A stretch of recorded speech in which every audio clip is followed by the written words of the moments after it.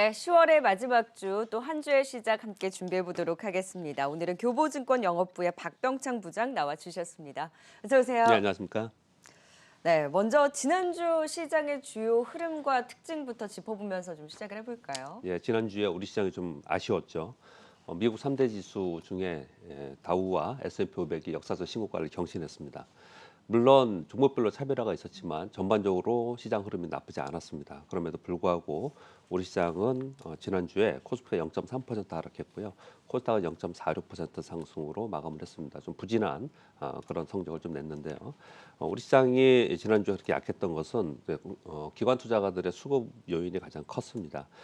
지난주에 개인들이 1,526억 매수를 하고 외국인들 601억 매수를 했는데요. 외국인들의 매수는 원화 달러 대비 원화가 1,200원까지 올라갔던 원화가 1,170원대까지 좀 떨어졌기 때문에 소폭 매수로 진입을 좀 한 상황입니다. 그럼에도 불구하고 시장이 약세했던 것은 기관들이 2,125억 순 매도를 했는데 그중에 금융투자가 약 5천억 순 매수했거든요.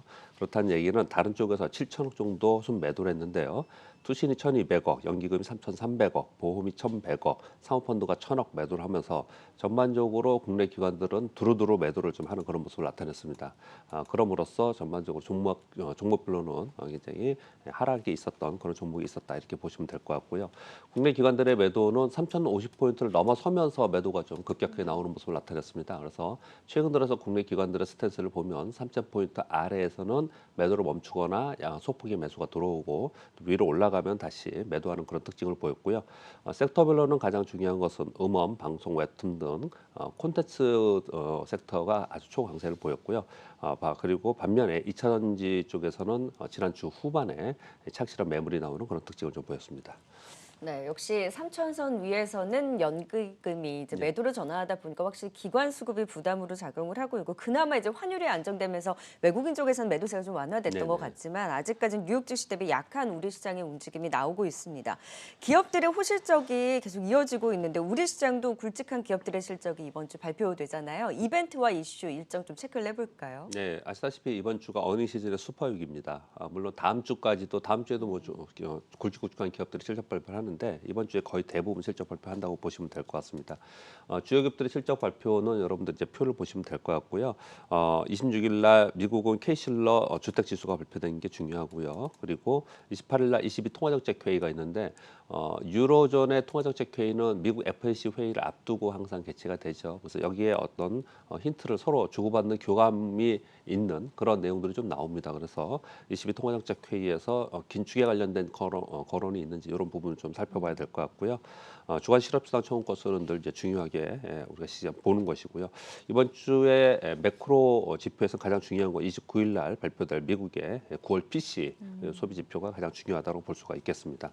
근데 전반적으로 다음 주가 FOMC 회의가 있기 때문에 이번 주가 블랙아웃 기간이고요. 그런 가운데 기업 실적 발표가 있기 때문에 기업 실적에 따라서 종목별 차별화가 나타난다. 이것이 가장 중요합니다. 미국도 뭐 페이스북, 알파벳, 뭐 마이크로소프트, 파이자를 비롯해서 뭐 쟁쟁한 기업들이 다 실적 발표를 하고 있고 여러분 지금 화면에 보고 계시죠. 네. 우리나라도 그렇습니다. 우리나라도 뭐 하이닉스, 현대차, 기업은행, 뭐 삼성전기, 삼성 SDS, 현대제철, 대한유와 LG이노텍 등 주요 기업들이 실적 발표를 합니다. 저 기업들의 실적을 바라보면서 거기에 맞춰서 가지고 계신 분들은 이제 주의 깊게 봐야 되는데요. 이제 미국은 지난번에 2분기 피크아웃이라고 그러면서 컨센이 약간 낮아져 있었어요. 그러면서 컨센보다 높다라고 하면서 지금 오히려 저 시장이 상승하는 그런 모습을 나타내고 있고요. 우리나라 기업들은 3분기가 피크아웃이라고 계속 얘기를 했었습니다. 그래서 3분기의 기대감이 굉장히 높거든요.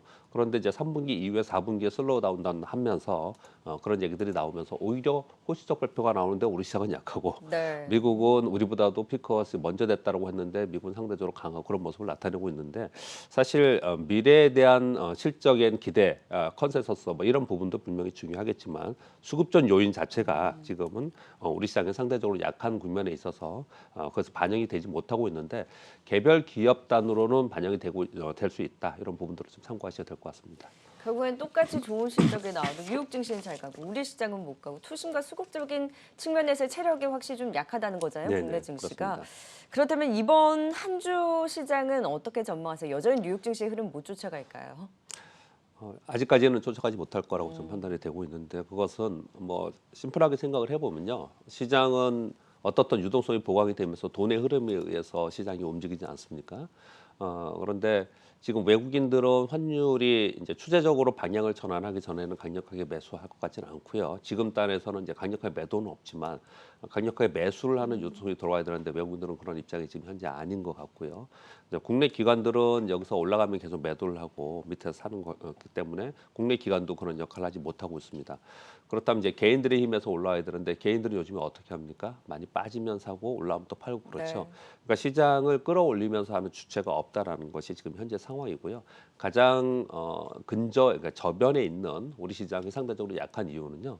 우리 시장은 금리 인상을 한 차례 했고 곧바로 11월에 한 차례 더 한다라는 예고를 지금 하고 있는 상황이고 거기에 대출 및 뭐 신용 이런 부분에 대해서 긴축을 하고 있는 그런 상황이기 때문에 시장 자체적인 수급적 요인으로 볼 때는 상대적으로 부진할 수밖에 없다. 그렇게 보시면 될 것 같고요. 이번 주에는 말씀드린 바와 같이 실적 발표 슈퍼 위기고 그 11월 초에 FOMC 회의를 앞에 두고서 약간 이제 관망하는 항상 FOMC 회의 앞두고 관망을 하죠. 그래서 관망하는 분위기가 짙을 것이다 이렇게 보여지고요. 중요한 이슈 중에 하나는 그 헝다그룹의 재무 리스크 이거 지난 주말에 뭐 이자 지급을 했다라는 뉴스 네. 나오고 그러는데 사실은 보면은 이제 명확한 발표가 없어요. 음. 그런데 이자 지급을 했냐 안 했냐보다도 당국에서 이번 주에 뭔가 발표를 하지 않겠다는 얘기가 계속 있었어요. 그래서 네. 중국 당국에서 어떤 발표를 하는지 이 부분이 시장에 영향을 줄 것이다. 그렇게 좀 판단을 좀 하고 있습니다. 전반적으로 볼 때 시장이 실적을 바탕으로 해서 종목별 차별화 장세가 나올 수밖에 없는 그런 상황이고 방향성이 확실하게 나타나는 그런 상황은 아닙니다. 다만 좀 주의할 부분은 헝다그룹 재무 리스크에 관련된 행정 당국의 발표 이 부분이 불확실성으로 좀 될 것 같고요. 또 하나는 지난주에 미국 시장에서 테슬라나 아니면 넷플릭스 이런 거 굉장히 좋았는데 인텔이 연중 최저가가 됐습니다. 그러면서 그리고 스냅이 급락하면서 인터넷 섹터하고 반도체 섹터가 좀 좋지 않았어요. 근데 이것은 우리 시장에 영향을 좀 줄 수가 있겠죠. 그런 부분들을 생각해 보면 약간 좀 이번 주에도 관망을 하면서 좀 보수적으로 볼 필요가 있다 이렇게 생각을 좀 합니다. 우리가 큰 기대를 할 수 있는 그런 상황이 아니고 물론 종목별로는 이제 차별화 현상이 나타나겠지만 전반적인 흐름 자체는 약간 보수적으로 봐야 되지 않을까라고 생각합니다. 그래서 이번 주 역시도 추세적 움직임이 없는 변동성이 있을 것이다. 그런 가운데 어닝 시즌에 종목별 차별화가 나타나는 그런 장세가 되지 않을까 생각합니다.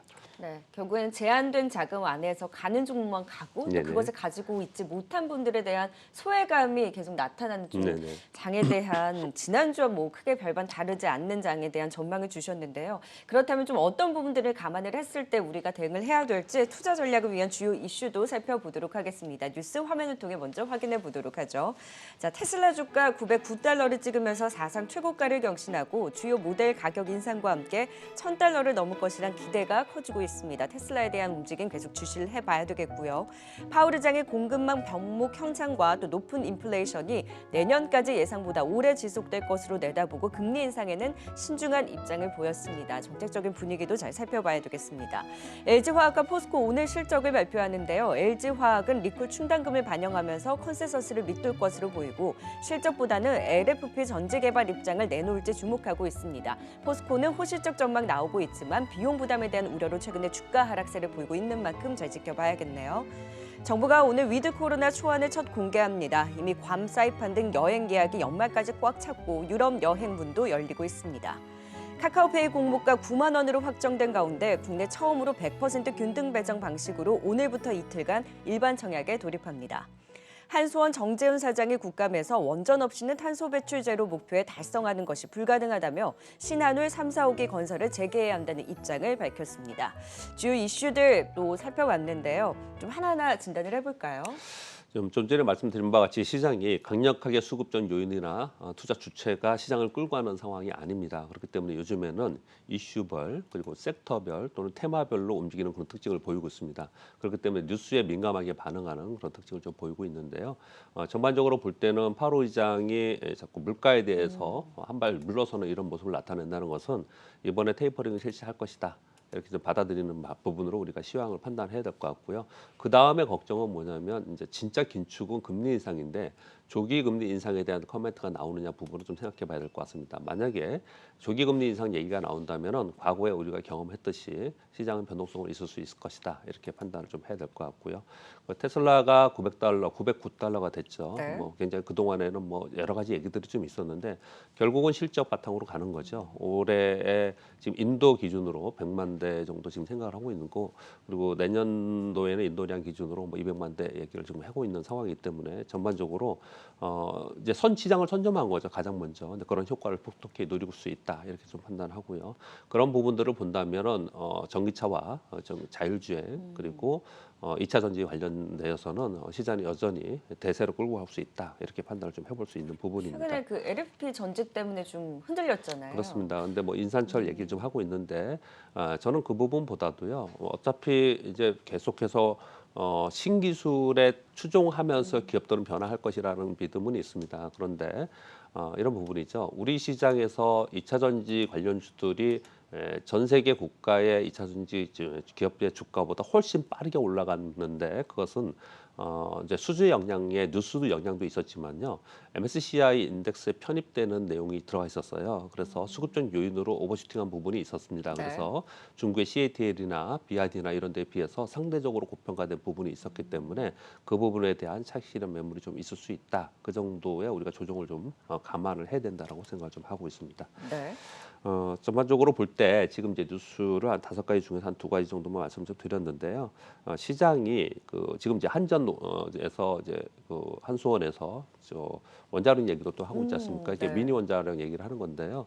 원자력 관련 주들이 또 한때 이렇게 또 급하게 올라온 부분도 좀 있었습니다. 이렇게 뉴스나 아니면 또 이벤트에서 시장이 많이 움직여요. 그래서 좀 전에 말씀드린 바 같이 시장이 전체 사이즈에서 시장에 돈이 더 많이 들어오면 시장이 상승을 하는 거고 돈이 빠져나가면 시장이 하락을 하는 건데 지금은 미국은 빠져나가지 않고 그대로 있는 거기 때문에 지금 탄탄하게 있는 거고 우리 시장은 약간 새는 네. 이제 그런 느낌의 지금 시장에 있거든요. 그렇기 때문에 전반적으로 약간은 좀 이제 침체되는 그런 느낌을 좀 받고 있는 상황이에요. 그렇지만 이 안에 풍부한 유동성은 아직까지 있거든요. 지금 현재 공인 예탁금이 65조 정도에 계속 있습니다. 2019년 말에 공인 예탁금이 29조였어요. 그리고 2.5배의 공인 예탁금이 지금 대기되어 있는 상황이거든요. 그렇기 때문에 전반적으로 시장에서의 섹터별 움직임 그리고 테마별 움직임 계속 있을 것이다라고 보시면 될 것 같습니다. 그래서 요즘에 계속 얘기하는 게 뭐냐면 모든 사람들이 지금 거론하고 있고 얘기하는 게 ETF입니다. 네. 지금 이 자금들이 시장이 어렵다 보니까 보수적 자금들이 거의 대부분 강력한 방향성이 없는 상황 속에서 ETF로 자금이 계속 쏠리면서 나타나는 특징이 나타내고 있거든요. 그러다 보니까 ETF 자체도 굉장히 관심이지만 ETF 안에 편입된 종목들이 상대적으로 굉장히 탄력이 좋습니다. 지난주에 메타버스 ETF 4종이 나왔죠. 거기에 있는 관련 종목들이 지난주에 우리 시장 전체에서 가장 강했습니다. 그렇듯이 ETF 내가 어떤 섹터가 지금 좋을 것이다 뉴스에서 나온다 그러면 거기에 관련된 ETF에 속해 있는 종목들 위주로 우리가 좀 이렇게 추정하면서 거래를 해야 되고요. 그런 부분들은 좀 약간 단기적으로 볼 수도 있거든요. 장기적으로 시장의 추세나 이런 부분들을 보면서 우리가 보통 이렇게 얘기하죠. 시황 사이클. 그리고 산업 사이클 이런 사이클링을 타는 종목들에 대해서는 지금 약간은 움직임이 없기 때문에 조금 더 길게 보셔야 되고 너무 조급하게 서두르지 마시고 지금 당장은 그 안에서 자금의 흐름에 의해서 순환매가 이루어지고 있기 때문에 섹터별 테마별 움직임이 나타난다. 거기에 맞춰서 거래를 해야 된다. 그 특징이 다르거든요. 테마의 거래 전략이 다르고 사이클의 거래 전략이 다르니까 거기에 맞춰서 거래를 해야 되지 않을까라고 생각합니다. 그럼 이번 주도 이슈와 실적 그리고 ETF 관련해서 지금 메타버스 ETF를 짚어주셨잖아요. 네. 그럼 이번 주도 이쪽에서 좀 더 강한 흐름이 기대가 되나요? 여전히 뭐 또 그렇게 갈 것 같습니다. 왜냐하면 시장에 변화가 생겨야지 이 주도 섹터가 변화가 생기거든요. 네. 근데 뭐 요 최근에 이제 갑자기 많이 올라왔기 때문에 계속 올라간 종목이 올라갔다고 표현 드리는 건 아니고 위험할 수도 있습니다. 근데 어떤 특징을 보이냐면요. 같은 메타버스 안에서도 어떤 게 막 급하게 많이 오르면 얘는 이제 이제 더 올라가기 부담스러워. 그러면 그 밑에 뭐가 있냐 이렇게 찾기 마련이에요. 네. 그래서 아래에 있는 종목들을 또 다시 올리고 이런 현상을 보이거든요. 그 안에서 또 순환이 일어나거든요. 네, 그런 관점에서 단기적인 관점에서 좀 봐도 될 것 같고요. 그리고 또 하나는 어떤 쪽을 좀 보고 싶냐면은 이번 달 말서부터 10월 31일부터 11월 초에 두 가지 중요한 세계적인 컨퍼런스가 있습니다. 하나가 G20 회의고요. 또 하나는 영국 글래스고에서 발표하는 UN 기후 변화 협약 당사국 총회라고 얘기하는 COP라고 얘기하는 COP가 개최가 됩니다. 그러면 이제 탄소 배출권, 그리고 기후 협약에 대한 얘기들이 또 나오겠죠. 근데 거기에 관련된 종목들이 쭉 있어요. 어떤 것들이냐면 에코바이오, 유니드, 케이스코트렐, 세종공업, 휴캠스, 캠트로스인데 이 종목들을 그냥 하시는 게 아니고 여러분 이렇게 차트를 한번 보시면요. 이들 중에서는 아직 탄탄히 매수가 있고 아직 빠지지 않은 종목도 있고요. 또 조정을 보이는 종목도 있고 그래요. 이런 기후 협약과 관련된 온실가스와 관련된 얘기가 나왔을 때 아주 탄력이 좋은 종목들, 이런 종목들은 이번 주 말서부터 이거 개최가 되기 때문에 네. 좀 관심을 가지면서 그 수급을 체크해야 될 필요가 있지 않을까라고 생각합니다. 네, 탄소 배출권 관련주와 함께 메타버스 ETF 안에 또 상대적으로 덜 온 종목들을 찾는 전략 이번 주에 또 잘 지켜보도록 하겠습니다. 지금까지 선택 오늘의 종목 교보증권 박병창 부장과 함께했습니다. 말씀 네, 고맙습니다. 감사합니다.